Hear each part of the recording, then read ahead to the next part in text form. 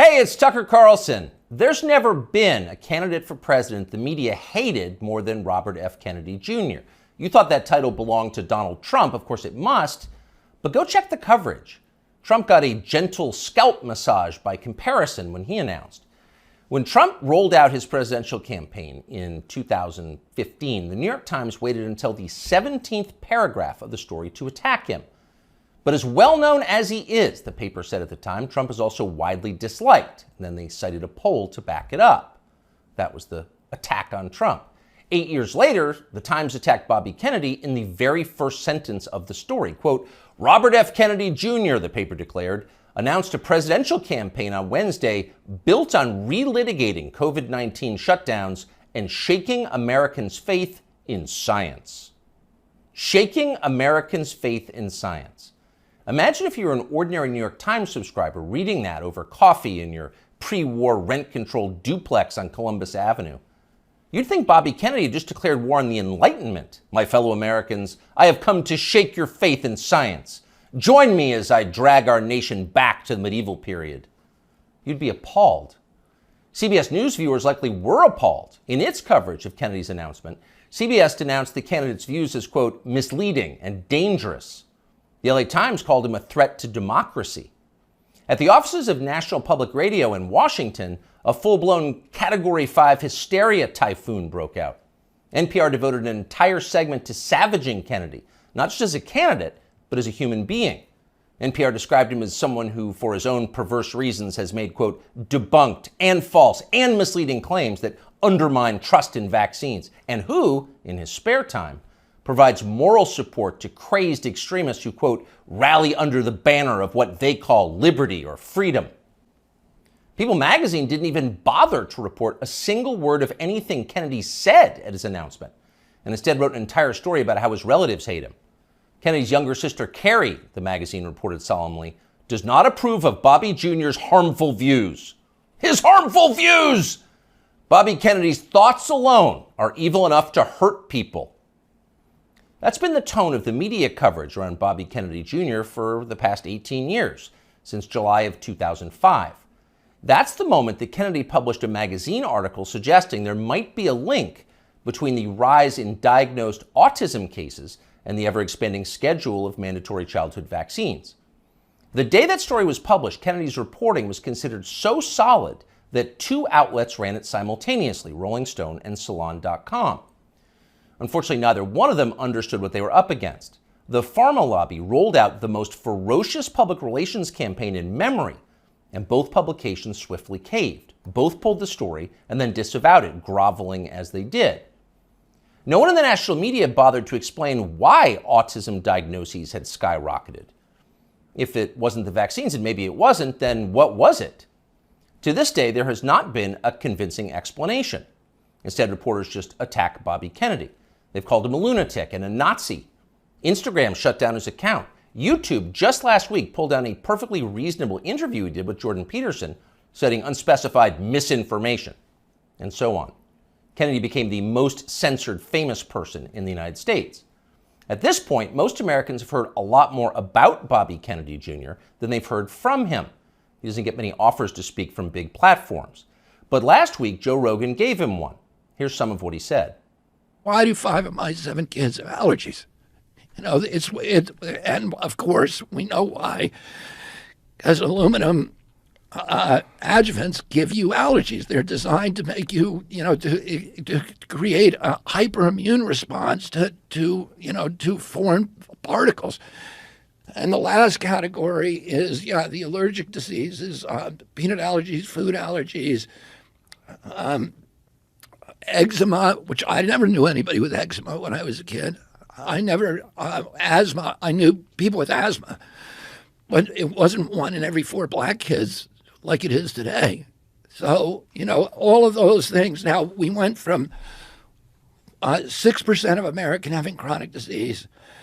By 1986, we're starting to have the vaccines, and we got and 11.8% of kids now, so it's doubled. Why do 5 of my 7 children have allergies? Now, we don't know the answer, of course. But it's an interesting question. In fact, it's an important question that deserves an adult answer, not that you should hold your breath waiting to get one. Bobby Kennedy asks a lot of questions like that. He notices things. Kennedy pays attention to the world around him, and he wonders why it's changing. He's an outdoorsman, a falconer, and a fly fisherman. He's interested in how nature works. He's curious. Not so long ago, these qualities were considered essential to the practice of science. All scientific discovery comes from observation, empiricism, patient watching. Without the willingness to put aside your pre-assumptions and assess with honesty the things you see and touch and smell, the changes taking place right in front of your face, you can't do science. You can't create art either, or journalism, or theology. You have to be willing to notice the obvious. And when they tell you you're not allowed to notice the obvious, you should be concerned. Imagine you were on a commercial airline flight. The plane is just leveled out at 37,000 feet. You're closing your eyes for a nap. And suddenly you smell smoke. And it's not your imagination. You can see it. It's starting to fill the cabin. All around you, people are hacking and choking. The guy in the next seat has a napkin pressed against his mouth, and he's mumbling what sounds like Psalm 23. Yea, though I walk through the valley of the shadow of death. So clearly, the airplane is on fire. But almost unbelievably, no one has said a word about it. Not a single person is acknowledging this is happening. Everyone is silent. So in panic, you yell for the flight attendant. There's smoke in the cabin, you say, as if she hasn't noticed.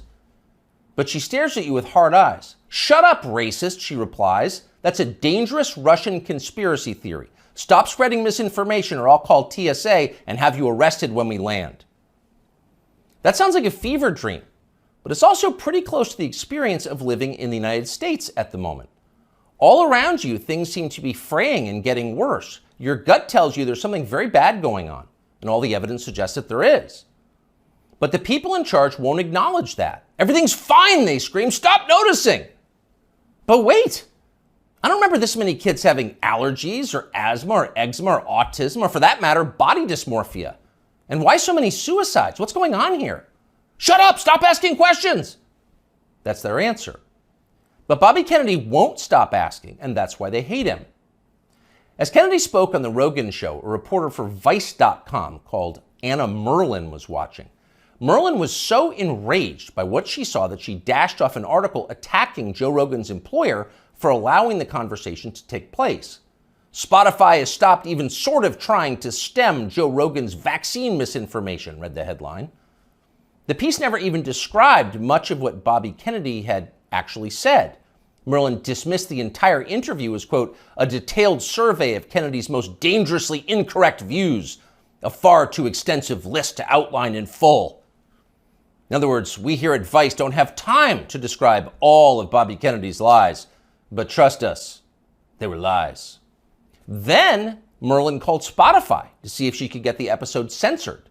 Much to her profound frustration, Spotify refused to censor the episode and kept the interview on its website. So she spent the next several days ranting about all of this on Twitter. People were listening to the wrong things, and Anna Merlin was mad about it. So was Peter Hotez. Hotez is a pediatrician from Texas who became moderately famous on MSNBC during the COVID lockdowns as a Biden shill and a vaccine promoter. Hotez read Anna Merlin's piece and then huffily retweeted it. Effectively, why is Bobby Kennedy allowed to talk in public? And that gave Joe Rogan an idea. Why not have Peter Hotez debate Bobby Kennedy on his show? You claim he's wrong. Why don't you explain why he's wrong? That seemed fair. But Hotez wouldn't bite. So Rogan offered to give $100,000 to Hotez's favorite charity if he agreed to come on. Soon others made their own pledges and the pot swelled to over $1 million. But still, Peter Hotez wouldn't come. Instead, he scampered back to MSNBC, where one of the channel's oilier hosts assured him he was doing the right thing by dodging the debate. Arguing with Bobby Kennedy is morally equivalent to debating a Holocaust denier, the host said. No decent person would do that. And of course, Hotez agreed. Quote, 200,000 Americans needlessly perished because they believed the anti-vaccine disinformation and refused to take a COVID shot.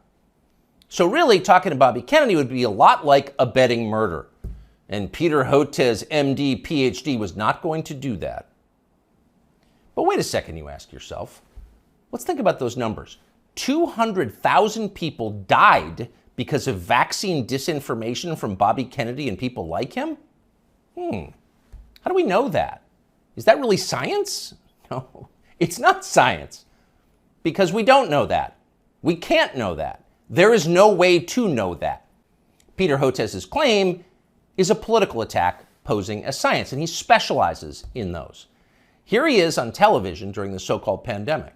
It's all about mask compliance. That's going to be absolutely critical, because if you don't have masks, remember, this virus aerosolizes. So even 6 feet is not enough. It can go 17, 18 feet, several meters. What we really have to do is have vaccine mandates in the schools. We should have a rule that anyone who walks into a school over the age of 12 has to be vaccinated. This is the nature of the anti-vaccine movement in this country. It's somehow married now to far right-wing extremism and white nationalist group. Anyone who's unvaccinated and has been lucky enough to escape COVID, your luck is about to run out. And I call it anti-science aggression coming from Senator Rand Paul, Senator Johnson, members of the House of Representatives, in addition to those two senators, are killers. It's all about mask compliance. We must have vaccine mandates for children. Take the vax or you will die. Anyone who disagrees with me is a white nationalist and a killer, and probably an agent of Putin. Do we say probably? Let's revise that. Certainly an agent of Putin. Again, here is Dr. Peter Hotez. We're starting to see now those same anti-vaccine messages that's coming out of the U.S. And now we're finding it in Africa and Latin America. And remember, what the other reason we're seeing this is the Putin government has, and this has been reported by U.S. and British intelligence, has been piling on with this whole systematic program of what's being called weaponized health communications, trying to destabilize democracies with anti-vaccine, anti-science messages and targeting. So according to British and U.S. intelligence, anyone who disagrees with Dr. Peter Hotez is a disloyal American working to destabilize our democracy on behalf of Vladimir Putin. Now, by comparison, never in his life has Bobby Kennedy Jr. said anything half that demented. But keep in mind, Peter Hotez claims to have a valid medical license. He is allowed to treat patients. After a while, even MSNBC viewers were going to have some questions about a guy who talks like that, and apparently some of them did. As the lockdowns wore on, the population started to notice that many of the core claims the TV doctors were making were untrue. You'd only need one shot. If you got the shot, you would never get sick. You would never pass the virus to others, and so on. They said these things, as you know, again and again. Ultimately, they were proven wrong, but they never admitted it. They just attacked the people who noticed. Here's Dr. Peter Hotez calling for the Biden administration to arrest anyone who questions the COVID vaccine. The Biden administration has to realize that anti-science is a killer. Disinformation. Yeah. It's not even just disinformation. This is an anti-science empire right now, and we need Homeland Security. We need the Justice Department. We've really got to figure this out, and Health and Human Services will not be able to figure this out on their own. It's not a medical problem. It's a law enforcement problem. They've doubted me. Arrest them! It's a horrifying outburst if you think about it. If you were on tape saying something like that, you would be deeply ashamed. But Peter Hotez is not ashamed. He's become even more grandiose. Hotez has written a self-congratulatory new book called The Deadly Rise of Anti-Science, a scientist's warning, as if you were a scientist. Here's how Hotez describes himself in the book's promotional literature. Quote, "During the height of the COVID-19 pandemic, one renowned scientist in his famous bow tie, appearing daily on major news networks such as MSNBC, NPR, and BBC, and others, Dr. Peter J. Hotez often went without sleep, working around the clock to develop a nonprofit COVID-19 vaccine and to keep the public informed. During that time, he was one of the most trusted voices on the pandemic and was even nominated for a Nobel Peace Prize for his selfless work. He also became one of the main targets of anti-science rhetoric that gained traction through conservative news media." End quote, though we could go on. So here you have a renowned scientist, selfless, trusted, going without sleep, self-denying, persecuted by extremists for daring to tell the truth. The Albert Schweitzer of cable news. That's Dr. Peter J. Hotez. The fact that a partisan buffoon like Peter Hotez can describe himself this way with a straight face and the backing of a publisher makes you despair for the country's future. But don't despair. There is hope. Hotez will never debate Bobby Kennedy Jr., but it doesn't matter. Kennedy has already won. He's more honest than Dr. Peter Hotez, and that's obvious to anyone who's paying attention. A New Economist poll shows that Kennedy is more popular and far less hated than either major party frontrunner. After almost 20 years of being silenced, Bobby Kennedy Jr. is being heard, and why wouldn't he be? Kennedy's theories about vaccines may be right, they may be partially right, they could be even utterly wrong. No one's proved it either way. But what we can say with certainty is that America's medical establishment has beclowned itself for all time. Its official positions on vaccines, psychiatric drugs, puberty blockers, reassignment surgeries, a long list of other politically fashionable priorities have no connection whatsoever to legitimate science. It's all effectively witchcraft. At the annual meeting of the American Medical Association in Chicago last week, for example, delegates issued a statement attacking the body mass index as a tool of, quote, racist exclusion, which has caused historical harm.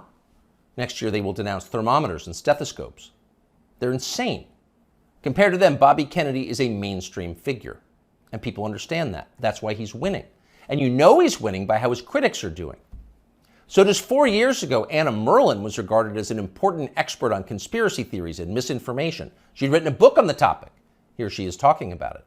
I've always thought that in the case of conspiracy peddlers, it's not necessarily a super profitable enterprise to ask whether they really believe it or not, because I don't know what's in their hearts. I don't know what's in their minds. All I know is what they spend their time doing, which is promoting conspiracy theories. In the case of ordinary people, conspiracy consumers, and most Americans are, to some degree, consumers of conspiracy theories. All the studies that we have show that like 1 in 3 Americans believe in some conspiracy theory to some extent.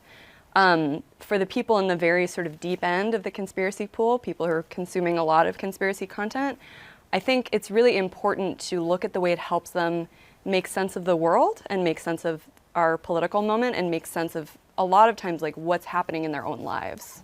All the studies that we have show that like 1 in 3 Americans believe in some conspiracy theory. Huh? You'll notice the upspeak, the rising inflection at the end of the sentence. That's a familiar tick in Brooklyn. It's designed to turn a declarative sentence into a question and thereby belittle the listener. Do you follow me? Is this too complicated for you? So the lady in the nose ring wants you to know she's smart, but she's not. When Merlan recorded that interview, Vice, where she now works, was valued at more than $5 billion. Genius investors like James Murdoch were showering the company with money. Everyone wanted in on the future of media, which was uptalkers like Anna Merlan lecturing you about racism and misinformation. But that has changed. Last month, Vice filed for bankruptcy. Anna Merlan is still on Twitter screeching about how her critics are transphobic, but nobody cares. Nobody wants to hear from Anna Merlan anymore. The gatekeepers are transparently ridiculous. Everyone can see that. People have started to notice. Hey, it's Tucker Carlson. This morning it looks like somebody blew up the Kakhovka Dam in southern Ukraine.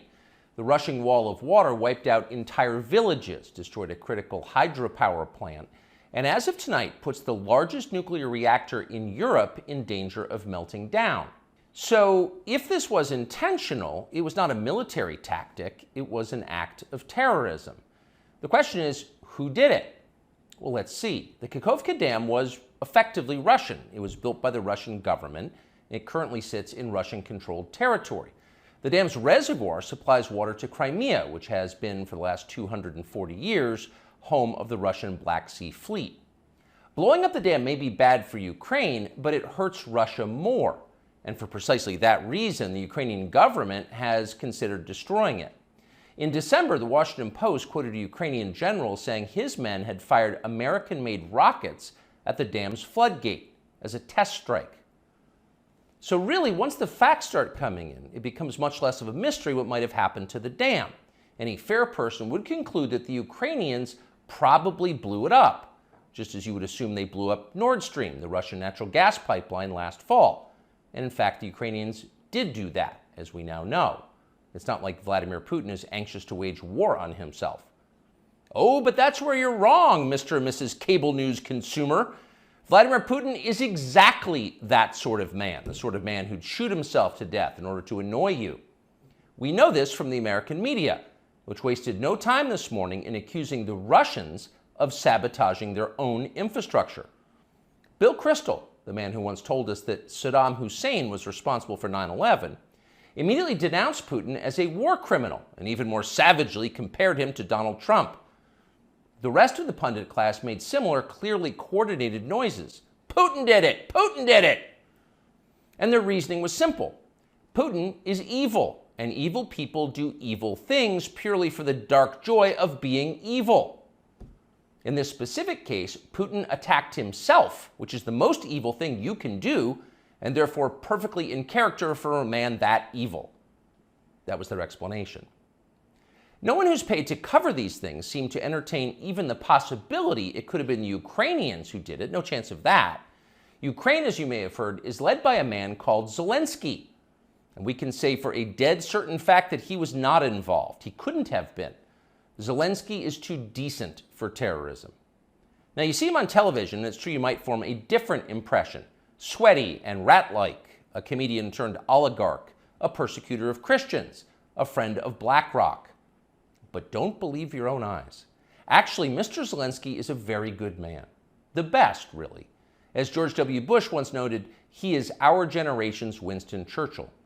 Of all the people in the world, our shifty, dead-eyed Ukrainian friend in the tracksuit is uniquely incapable of blowing up a dam. He's literally a living saint, a man in whom there is no sin. That's why Lindsey Graham is so attracted to him. They're just two good people, hanging out together and being good.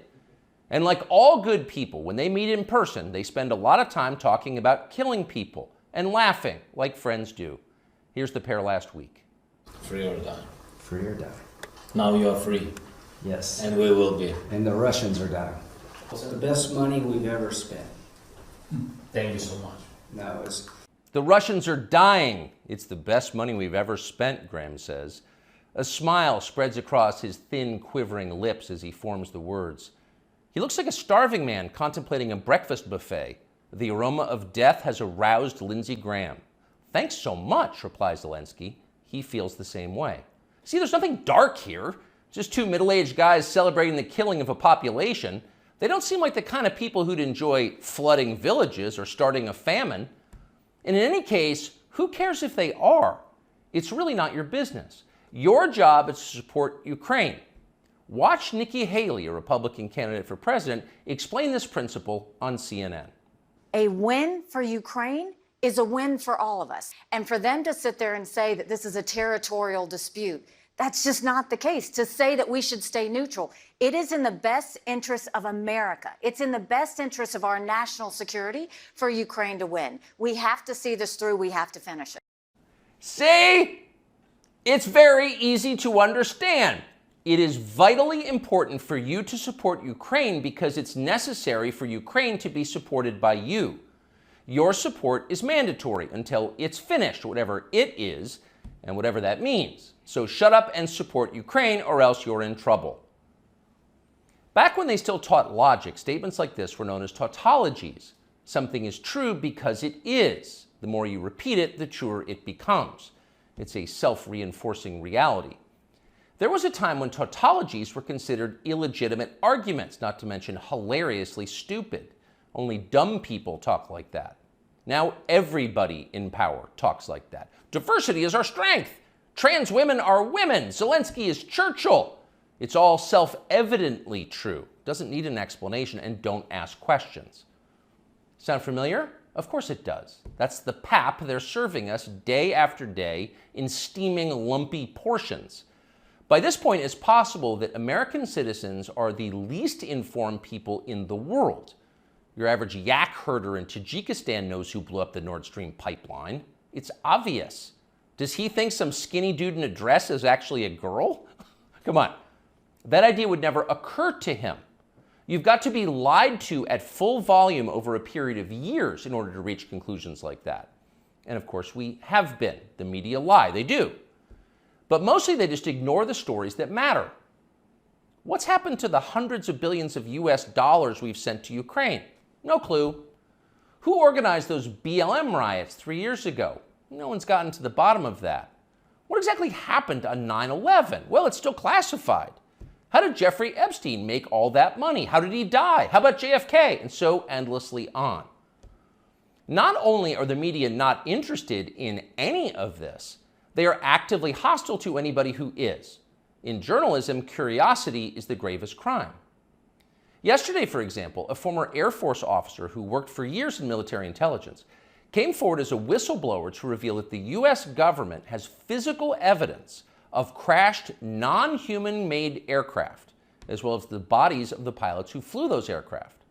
The Pentagon has spent decades studying these otherworldly remains in order to build more technologically advanced weapons systems.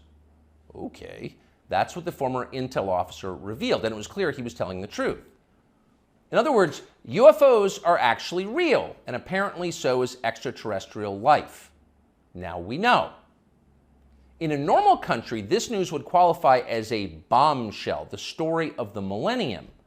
But in our country, it doesn't. The whistleblower's account ran on a technology website called The Debrief, which you've probably never heard of. The Washington Post had that story, but decided not to run it. The New York Times, meanwhile, just pretended it never happened.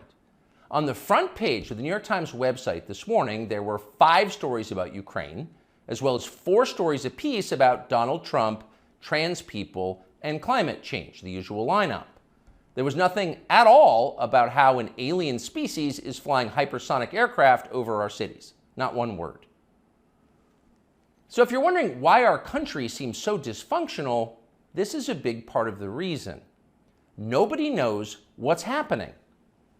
A small group of people control access to all relevant information, and the rest of us don't know. We're allowed to yap all we want about racism, but go ahead and talk about something that really matters and see what happens. If you keep it up, they'll make you be quiet. Trust us. That's how they maintain control. When Western tourists first started traveling in large numbers to the Soviet Union in the early 1970s, they found that many Russians had a completely warped understanding of the United States. They thought that Americans lived in grinding poverty, in a state of perpetual race war, and were desperate to flee to the freedom and prosperity of the Eastern Bloc. They thought this because that's what they had been told. They had no way to know otherwise. The few Russians who understood what was really going on in the rest of the world had learned about it from listening to shortwave radio broadcasts, sometimes under the covers so the neighbors wouldn't hear. 50 years later, it is bewildering to consider the ironies here. We're the ones who live in ignorance now. The US government has managed to classify more than 1 billion so-called public documents. So at this point, we can't possibly know what our leaders are doing. We're not allowed to know. By definition, that is not a democracy. Yet it's fine with the media. Secrecy is a powerful tool of control. Stop asking how we got so rich. Here's another story about racism. Go eat each other. That's the program. That's how most of us now live here in the United States. Manipulated by lies, silenced by taboos. It is unhealthy and it's dehumanizing, and we're tired of it. As of today, we've come to Twitter, which we hope will be the shortwave radio under the blankets. We're told there are no gatekeepers here. If that turns out to be false, we'll leave. But in the meantime, we are grateful to be here. We'll be back with much more very soon. I hear people say the news is full of lies.